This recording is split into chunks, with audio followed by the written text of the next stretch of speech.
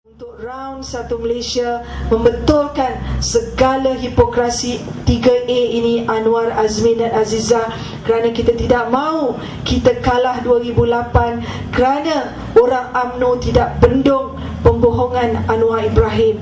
Ceramah amat penting bagi saya. Bila ceramah kita berhadapan dengan jiwa manusia, dua jiwa bertemu. Jadi apabila fikiran itu diracuni Anwar dengan kehebatan dia berpidato, jadi dia dapat menyampaikan hujah-hujah penipuan, akhirnya negara bungkus 5 negeri. Ini kepimpinan UMNO tidak nampak betapa pentingnya peranan ceramah mempengaruhi minda rakyat, terutamanya orang kampung. Sebab itu ya YB UMNO harus bekerja keras. Round 1 Malaysia, jangan biarkan Datuk Najib dan Tan Sri Muhyiddin seolah-olah jeneral yang nak pergi perang tanpa hulu balang, seolah-olah jeneral yang nak pergi perang tidak ada askar. Betul atau tidak?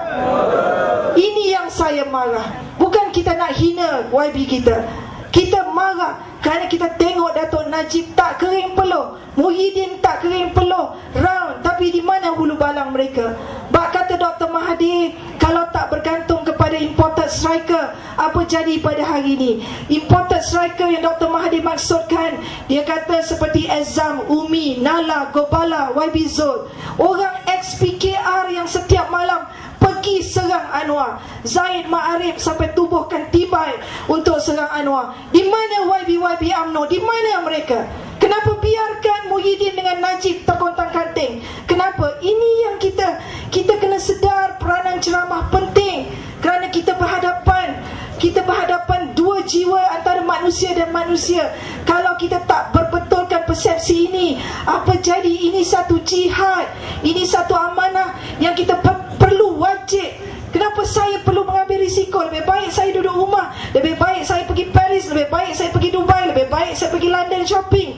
Tapi kenapa saya sanggup sampai bilik hotel dah pukul 2 pagi, kalau pergi Sabak berenam di Selangor sampai balik rumah pukul 4 pagi? Orang tidak tahu apa, saya tak pegang satu jawatan pun.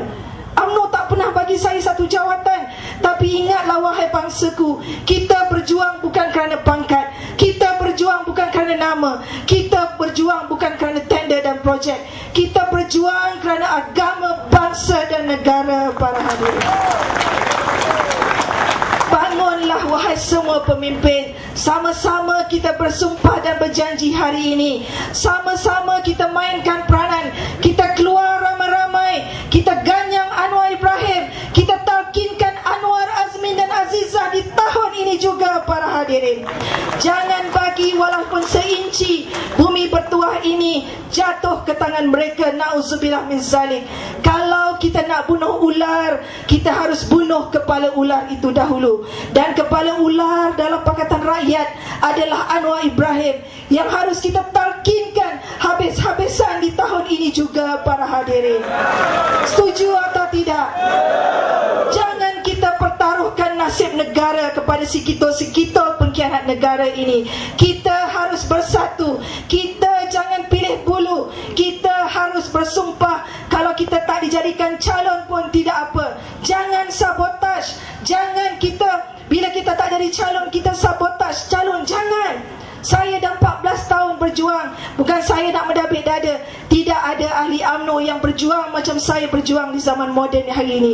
Tidak ada ahli UMNO yang sanggup diperlakukan seperti saya. Tapi sampai hari ini satu jawatan pun saya tidak pernah ditawarkan. Tetapi ini tidak memastikan, tidak memadamkan semangat saya untuk meneruskan perjuangan menentang kemungkaran Anwar Ibrahim yang cukup bahaya ini. Para hadirin, akhir kata, kerana kita telah terlebih masa, saya mengucapkan ribuan terima kasih kerana sudi mendengar ucapan saya sampai lewat tengah malam, supaya anda dapat jelas, iktibar yang jelas apa yang berlaku. Jelas ke tidak ucapan saya?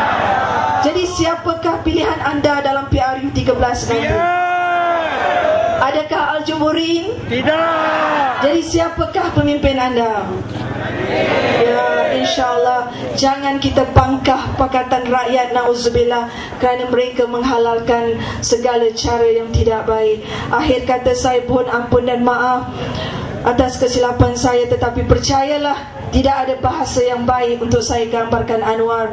Saya akhiri dengan sebuah pantun. Harimau mati meninggalkan belang, Anwar mati sebagai dalang.